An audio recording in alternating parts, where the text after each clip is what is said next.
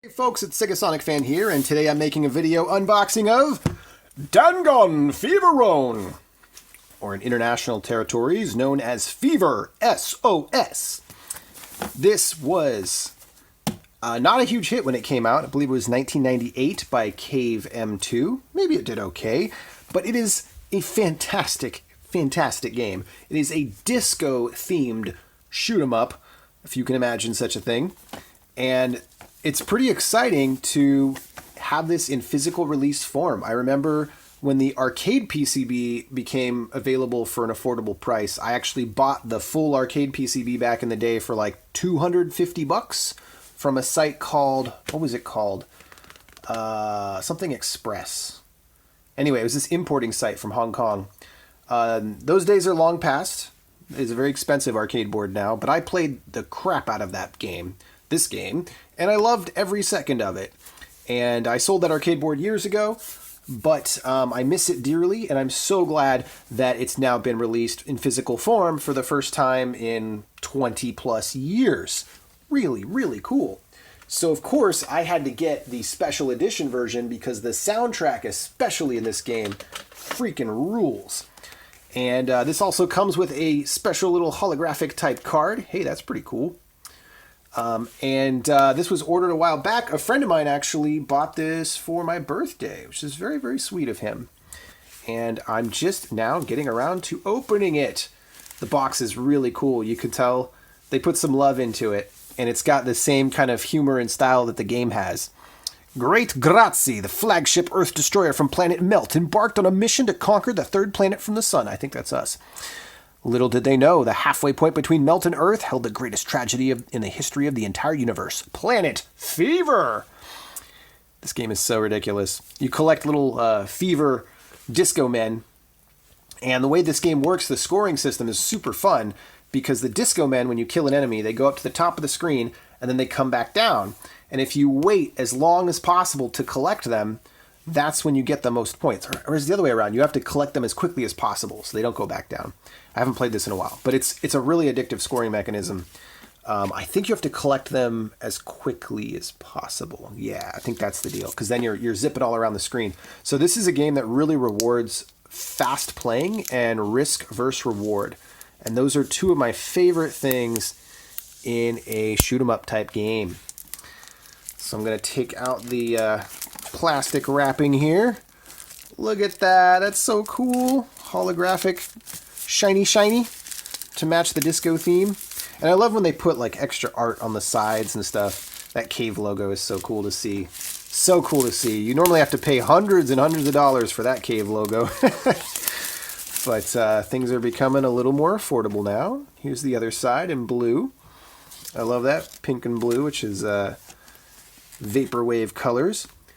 I'm going to go ahead and open this the correct way.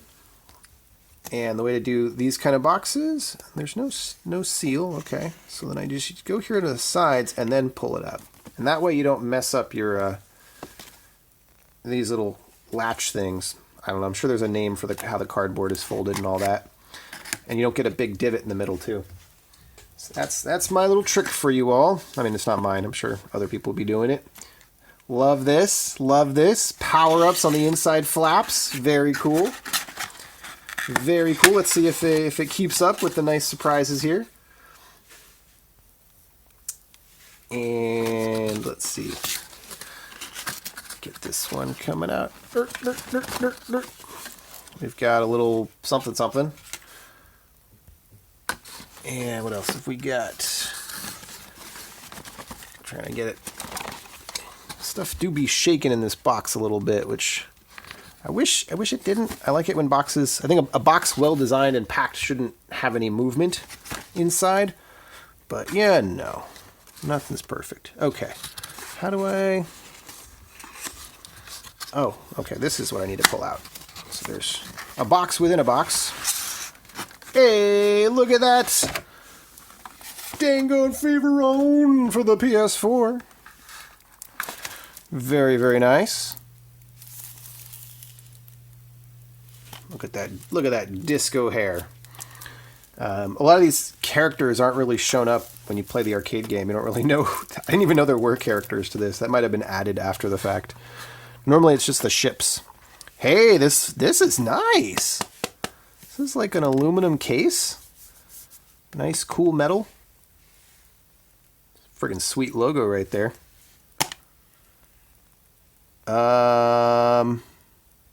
Hopefully the CD is somewhere else. Because that's a little concerning. Aha! Okay, here's the CD. I was like, this is very strange. Okay, we've got it's a cool CD case, but that was scary when I didn't see anything in there. Here's the soundtrack. So this is the main reason I ordered. I wanted to get the limited edition special version, written by Ryuichi Nabuki Nanpei Misawa. Y'all are geniuses. This soundtrack is amazing. And, there's a VIP arrange and an FM arrange. Oh, sweet. Now we're talking. The soundtrack is so good, but it's very compressed on the original hardware. The original hardware was, I believe, based on the PGM. Kind of a half-baked, or a little more baked Neo Geo hardware, which couldn't really even handle fully uncompressed MP3s at the time with sound effects and everything. So they had to compress it quite a bit. And then we got this amazing looking art book. Yeah, okay. The full extent of the jam.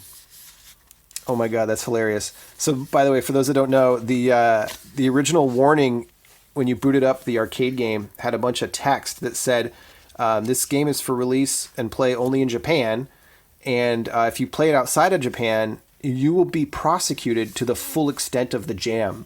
It was a typo, and it became kind of a special classic saying of Cave ever since then. Oh, nice. M2 composer interviews. Oh, what? Okay, that's super cool. Super cool. I could do with a better font than this, but that's okay. That's okay. We've got some tacky art. I have a feeling this art was not included in the original games. I've never seen it before. And I had the arcade game, and I definitely had seen advertisements for it, but I could be wrong. Maybe these character arts have been around for a while, but Junko Jun did a lot of the artwork for Cave back in the 90s, and his art is better than this by a long shot. He's a brilliant artist. Yeah, this is all new stuff. This is going to sound harsh, but this actually looks AI generated. That's harsh. This one looks great, though. This one looks really good. That's fantastic. Very cool logo. And then, yeah, this is like the advertisements. I wish they included, they do, the marquee stuff. Yeah, so this is the original marquee stuff. And notice that those silly drawn characters are nowhere to be found. And there's no art for them in the game. So, like, it was much more of a sort of abstract, I guess you could say, back to basics arcade shmup. It wasn't trying to sell you on some kind of personality. You're just supposed to play the game and have fun. Although this art, I have no problem with. This is really cool. Really good art. Okay. But, everything nowadays, you got to have, like, characters and all that. But this was the 90s. And that was a thing in the 90s, too. But, wait. This is so cool. We get a marquee sticker? What? Oh, nice. Oh, nice. So, for arcade collectors, to have, like, an original one of these would be big bucks, normally. I had some of them back in the day. I don't remember if I had Dangun Feveron. Fever SOS system.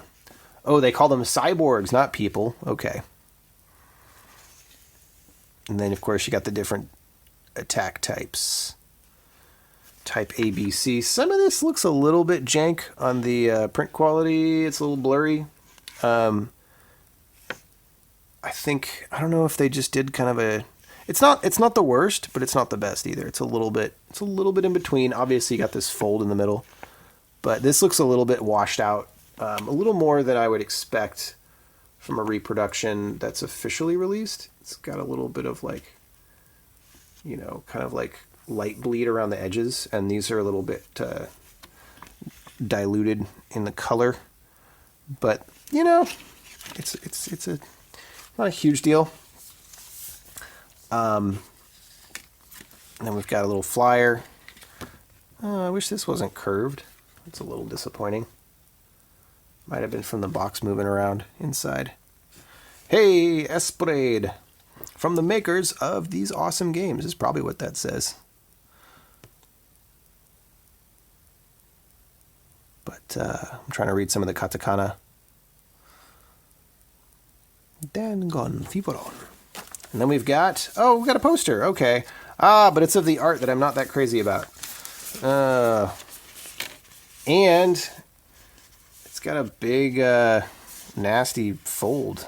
That kind of sucks. Man, yeah, these special editions from like the companies, man, sometimes they're really hit or miss. Oh, but hey, I got the better art on the other side. Well, that's cool. Okay, a little less disappointed now. Although I would just like to have like the cabinet art with the logo and stuff. But this is pretty cool too. Don't know if I'll hang it up on my wall. But it's a nice... That art's pretty good. It's nice that it's reversible. But yeah, there's a little bit of a lack in quality control sometimes, or I should say almost all the time, with this these kind of limited run things. Because, you know, they're just making whatever, 2,000 copies, you know, they're kind of, I feel like a lot of it's kind of rushed out the door sometimes, but it's okay. You know, I got the important stuff. And honestly, for the extra money, I don't think it was that much extra. These are the three things that I'm most excited about. The soundtrack, and having basically 3 soundtracks, that's really cool. Having an art book, which is not really an art book, but is more interviews with the developers, that is super cool. All about that. And this metallic case to hold the game, to look super fancy on your game stand or whatever, that's pretty sweet too. I do want to point out, though, a little more damage here to the book. Right there too. But yeah, you know, this is why I'm not buying these things to collect them. I'm buying them to play them. And, you know, to read that. I'm going to read that anyway. I'll crease it up and all that good stuff. And then, oh yeah, there's 2 more things. Hey, check this out. That's actually a pretty sweet keychain. Okay.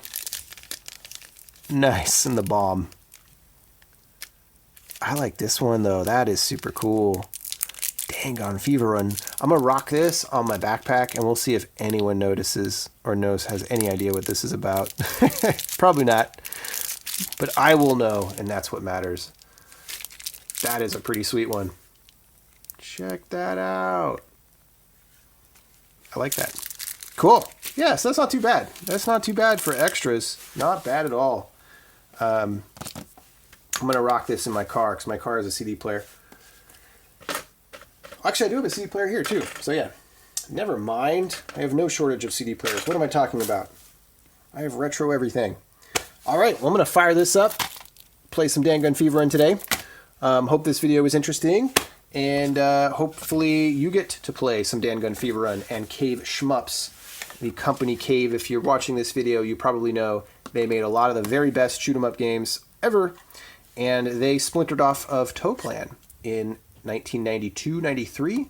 1993, after they made Batsugun.